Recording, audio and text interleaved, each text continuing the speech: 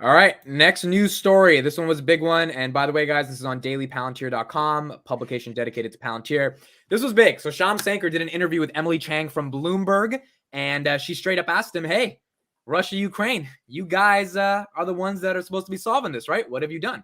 Sham quoted and said, we have really mobilized our entire company against the invasion in Ukraine and the consequences of that. I think in many ways, we believe the situation was foreseeable. And at the time of our listing, we talked quite publicly about how we would not work with the Russian government and actually with Russian companies given the overall context there. But now our software is being used to power refugee operations from Romania, Poland, Lithuania, all across Europe. And we know this was happening because EtherSquare, a great Twitter account, showed a link that it was a foundry.gov link that went back to Lithuania. And, where there was some speculation, oh, are they working together? There's this new link, but everyone's like, oh, a link doesn't matter. Well, apparently it did matter because now we know that Palantir was working with European countries on the refugee operations. To give some context, the main data problem there is you've got refugees and then you've got sponsors. So let's say you have a Ukrainian refugee, and there's millions, unfortunately, that have been unplaced because of the war, that are vegan. They can't go into a household where there's a lot of meat, right? There's a lot of data and variables that are involved. Maybe there's there's so many different things to properly house a refugee in a meaningful way. There's a lot of data privacy that's involved. All these countries that are opening up their borders, these people aren't citizens in Lithuania, but they have to be accounted for because Lithuania is being nice and opening up their borders. So very, very big data problem.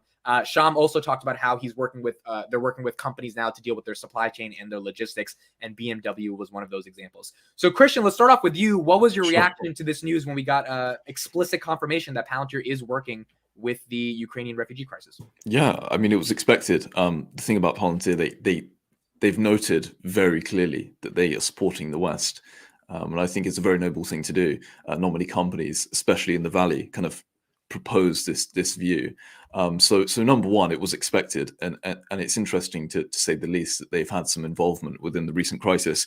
I think also it's important to note that Palantir are literally at the forefront of these interesting paradigms within society. Number one, obviously the geopolitical events that are occurring, leading to clear chaos, but also in the sense of data chaos.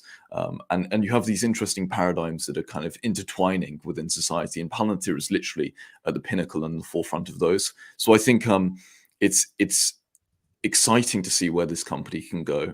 It's exciting to see that they have this clear, noble goal in terms of protection of the West. And I mean, people used to criticize Palantir, stating that their TAM's not big enough because they can't work with Russian companies and Chinese companies, etc. But I mean, now you look at McDonald's pulled out of Russia, and all of these large companies pulled out of Russia, etc.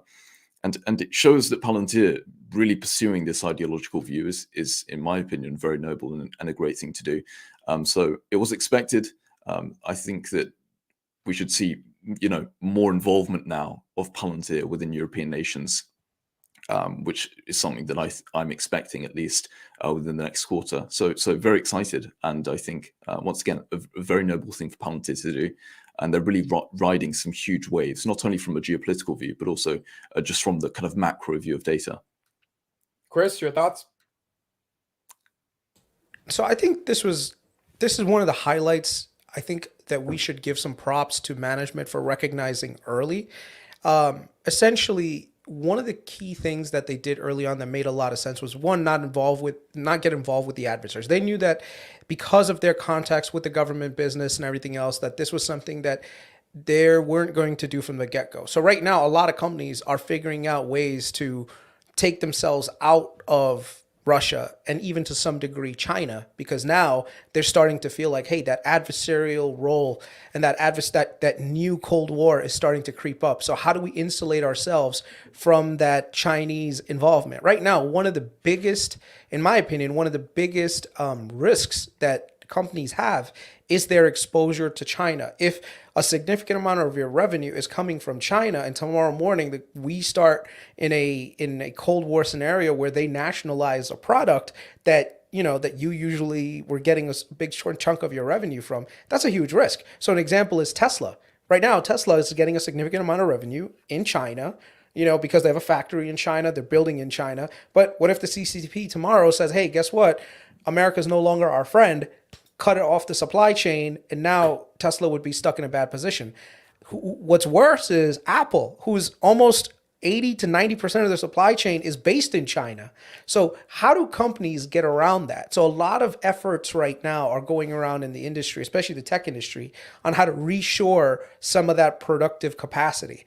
Now, which company does not have to worry about that? Well, there's one company, Palantir. It doesn't have to worry about China or Russia because they knew way ahead of time that we were not even going to entertain the idea of trying to involve ourselves in that business. And also there are huge issues around technology transfers with the Chinese that, Palantir probably didn't want to risk also, because there's a lot of government secrets. And when you have a company, I'll tell you right now, any company that you work with in China is an arm of the CCP. No matter how much you try to say, oh yeah, they're an independent private company, either the CCP is somehow regulating that company, or is involved in that company's operating, or can be leveraged to operate on their behalf at any given time. So Palantir from the get-go just said, look, we're not going to do that. Now, where does that benefit Palantir? Not only does it benefit Eastern Europe, it benefits Asia. Right now, all of our allies right now in South Korea, Japan, Australia, if you look at outside of just Europe and the US, there's huge offices in those three countries also that's growing exponentially. We look at the deals in South Korea, like with Doosan, with same thing with Hyundai Heavy, with Japan, with Sampo. These are huge contracts. And guess why they got them? Well, one, they don't have an involvement in China. Had they been involved in China, the Japanese and the South Koreans would have said, no, we can't do business with you because of your involvement there. And that's, like I said, this was the foresight. This was the foresight that management had in saying that, hey, even though we're closing up one market, it's giving us the opportunity to open business in another market.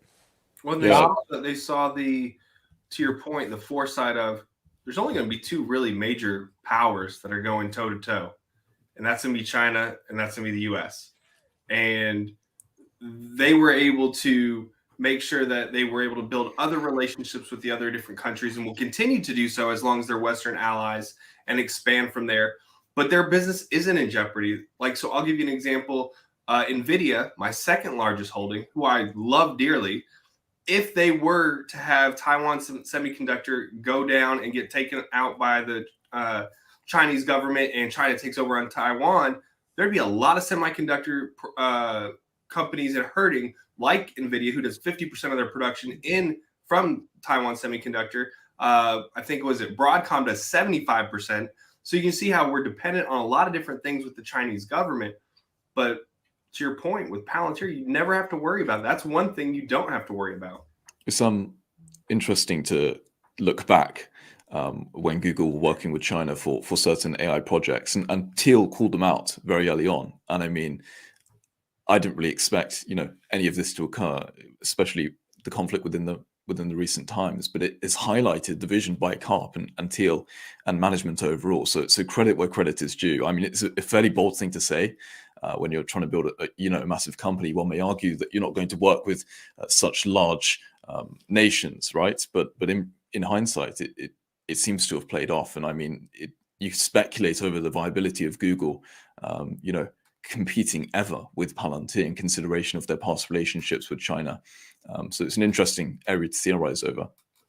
It's another way they kind of monopolize their ethos and their business, because if you're not working with Russia and China, you are a pseudo monopoly. I mean, because every other country would love to work with those giants, because there's about 2 billion people across them, right? Or 1.5 billion people that they could have access to.